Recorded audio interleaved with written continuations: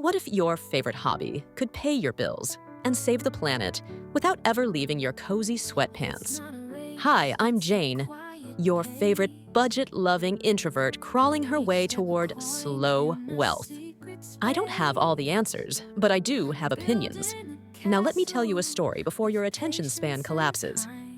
Meet Jaden, a 32-year-old software tester and part-time cat mom based in Singapore. She loved making quirky gifs of her rescue cat, Mochi, but didn't think anyone wanted to buy kitten art. Meanwhile, she was stuck in the corporate grind, watching her salary vanish into grab rides, copy runs, and environmental guilt over all those single-use plastics. One evening, exhausted after 14 TikToks about NFTs and eco-anxiety, she doodled Mochi wearing a recycled plastic superhero cape. She posted it. And guess what? Someone actually paid for it.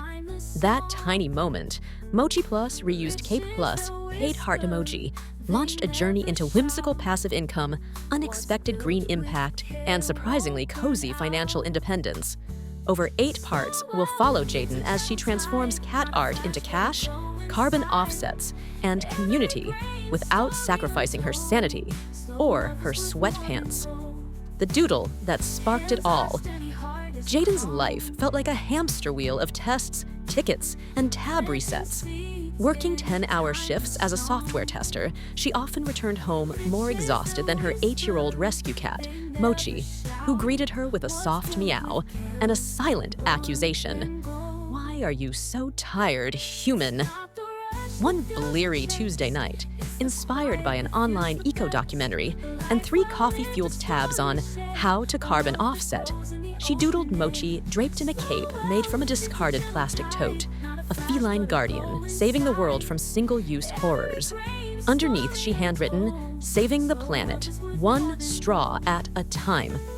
It wasn't polished. It wasn't meant to be. It was therapy, a quiet rebellion scribbled on printer paper between code reviews and snack breaks. But when she posted it to Twitter, the internet noticed. Retweets, likes, and one DM. "Would you actually sell that as a sticker?" Her brain stuttered. "Me? Sell my cat fart art?" Still, she replied, "Let's do it." That moment, equal parts panic and possibility, ushered in a new path: passive income, artistic passion, and feline-friendly eco-rescue. She uploaded the art to a print-on-demand service that promised compostable materials and carbon-neutral shipping. A week later, first sale. $3.50 arrived with a warm buzz through her Venmo feed. She realized her doodle healed her fatigue and maybe even her finances. Testing waters with minimal effort. With the initial sale vibrating in her pocket, Jaden knew she couldn't fall into the trap of overlove and overstock.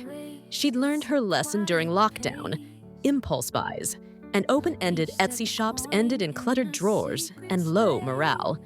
So she played small, and it felt wonderful. Only one product, the Mochi Eco Sticker. Branded, cataloged, posted in 2 social stories. Then she offered samples to 2 eco-friendly pet influencers in SG. They tagged her. People responded, "Cute. I need this. When does shipping open?" Each purchase, slow, genuine, and organic, felt like a shared giggle, not a sales pitch. They weren't paying for a sticker. They were funding her intent, her story, her decision to bring compost talk into cuddly places. Within a month, she added 2 more designs: Mochi with a bamboo toothbrush and Mochi in a reusable snack bag. Small collections designed for small audiences, but each with intention. And she kept reminding herself, this was testing the waters for alignment, not chasing trends for clicks. Balancing joy and pricing. Pricing felt like tightrope walking. She laid out costs. Print was $1.20. Eco-labels, compostable mailers, 0.80, shipping, GST. Then she added her time: sketching, Illustrator cleanup, store setup, plus a psychological toll, burnout tax. And then came the toughest line: intent. She wanted the sticker to be accessible and also meaningful. So she slotted it at $3.50. Not too cheap to undervalue her work, not too expensive to exclude feelings-driven buyers. Next, she tackled sustainability. She'd researched carbon offsets and discovered a micro-offset plan costing $0.50 per item. She added that to the product price labeled it Planet Puff Eco-add-on. Buyers loved the transparency. They told her so. Glad I'm not just buying cuteness. This feels purposeful. Suddenly, every sticker became more than art. It became a pact, a small, sustainable purchase in a world that often feels unsustainable. Jaden realized pricing is not math. It's messaging, empathy, and alignment, plus a few cents for carbon accountability. What small eco-add-on could you include to make your product meaningful, not just marketable? Share it in the comments. I'll cheer for every creative spark. Automating with print on demand. Jaden loved the creative rush, but hated logistics. Packing at midnight, obsessive stock spreadsheets, lost orders. It'd done her in once before, not again. So she went print on demand. No inventory, no packaging stockpiles, orders printed only when someone clicked buy. The best part? The supplier used compostable vinyl and carbon-neutral shipping. It felt like art with cosmic-level energy efficiency. One weekend, she set it up, branded mock-ups, filter tags for eco-friendly shop finders, metadata for discoverability. She tested the flow, logged out, and took Mochi for a walk. Suddenly, orders started popping up. During a rough Zoom call she'd forgotten to mute. That's when she realized, passive income isn't magic. It's systems you don't have to babysit, and that work while you live. She replied with a quiet smile and a contented, "You got this," to herself. There were no midnight packing panic attacks, just art in, orders fulfilled, Mochi content on his new scratch pad. Woven stories that stick. Jaden knew her art wasn't just ink. It was confessions, therapy, and late-night laughter, all sketched into one. She decided each sticker needed a heartbeat, an origin story carved out of her real life. Take the Mochi with bamboo brush sticker. The story read like a bedtime tale. Mochi inspired me on Earth Day panic mode. I was up at 3 a.m. crying over plastic pollution, raiding the kitchen for utensils I couldn't even pronounce. She wrote it by candlelight, handwritten like a secret note. She adopted the tone of a friend sharing a guilty tea confession at 2 a.m., so raw, it felt like a hug. The effect was electric.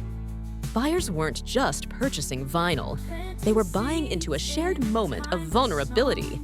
They'd write, "Tears in the grocery aisle when I read this," or "This saved me from doom scrolling." On Instagram Reels, she filmed close-ups of her sketching and laughing at extra dramatic expressions. My green anxiety forced me to count plastic bottles in my cupboard. Now, I count them for art. Between stories and shipping updates, she created little pods of emotional resonance, and her audience kept showing up for the next chapter. She discovered that when you pair cuteness with authenticity, people don't just click buy. They click belong, co-creating the green layer. Monthly income was okay, but community felt like gold. She launched Mochi's Green Lair on Discord, a place where customers swapped eco-fails and art inspo. The channel $1 Midnight Comics lit up at 3 a.m. with muffled confessions. I microwaved my reusable coffee cup. It melted. Send help. Jaden responded with sympathy and empathy, sharing her own awkward compost fiascos. First time I tried composting, I forgot to drain the banana peels. Now, I have a mushroom kingdom in my kitchen. She introduced mini contests like Design Mochi's Next Accessory and offered discount codes as prizes. Even better, the winners got to guest sketch for the next line. Customers became collaborators. They ordered stickers, shared stories, helped brainstorm themes, like Mochi in a reusable tote. Their merch felt like personal art, and they wore it proudly on laptops, bottles, and shrink-wrapped journals. She watched her engagement numbers climb. Authentic community bonds beat algorithmic sleight of hand every time. She realized this wasn't just a store. It was a green clubhouse for awkward eco-nerds who loved cats and needed connection. Scaling softly, more poetry, less pressure. After 2 months of steady sales, Jaden felt the itch to scale. But past burnout taught her that slow and steady tickets to peace, not pressure. So she created limited drops, tiny, time-boxed product runs like Mochi in Compost Heaven, 100 pieces made compostable yet rare vinyl. She launched with teasers.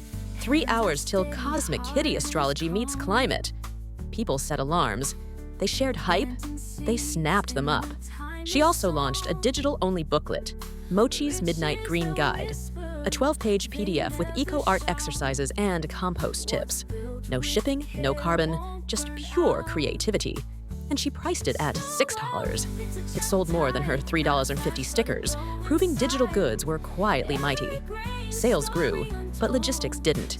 She never limited her joy to more money. Instead, she measured success by moments, like when a customer messaged, "This helped me talk to my boyfriend about recycling." She stayed in soft scaling mode, limiting drops, digital focus, quiet wins, tiny explosions of joy without corporate chaos. Impact that circulates. Jaden didn't just want money, she wanted meaning. So she formalized her promise. 10% of income goes to Green Paws NGO, rescuing street cats and pioneering cage litter compost systems. On her shop banner, your Mochi purchase plants a garden for a rescued kitty. Simple, transparent, heart-quivering. Soon, she hosted Zoom Art and Purr nights, where donators sketched with her and shared their gift stage parents. They'd talk about eco-anxiety, pet drama, and manifesting small change. It was half therapy, half art class. Totally unnecessary, totally essential. Every repeat customer became a mini ambassador. They'd share their sticker unboxings, post photos of Mochi merch in Singapore's gardens, and tag her. The hashtags Mochi Saves and Trash2Cash trended softly among niche creators. Her margins remained modest, but her purpose, an emotional ROI, snowballed. Income circulated around value, not volume. And for the first time, she understood. Sustainable side hustles are sustainable when they sustain your heart, too. Jaden didn't set out to build a brand. She wasn't trying to trend, go viral, or raise a round of funding. She just wanted to feel a little less burned out and a little more useful without sacrificing her art, her values, or her sleep schedule. She found power in the quiet. A doodle turned into income, a sticker turned into community, and a hobby turned into something sustainable, both financially and emotionally. She never aimed to be a mogul. She just wanted to make the world slightly cuter and slightly kinder. And now, her passive income purrs like Mochi, calm, consistent, and totally unbothered. This isn't about becoming a six-figure business overnight. It's about building something that doesn't drain you, something meaningful, slow, and smart, like compost, but cuter. So, what's your Mochi moment? That doodle on your fridge? That idea you whispered to a friend but never shared?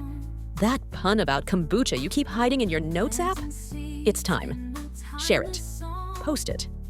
Turn it into something tiny but mighty. Drop your weirdest, most wonderful side hustle idea in the comments. Hit subscribe for more stories of how real people build slow, purposeful income. Because passive income shouldn't feel like a scam. It should feel like you. And hey, if today's episode gave your mindset a little upgrade, don't forget to tap that subscribe button so you don't miss tomorrow's dose of magic. Yeah, and maybe set a reminder, or just binge the next one right now. Yay! It's right there on the screen. Go on, click it. Your future self says thanks.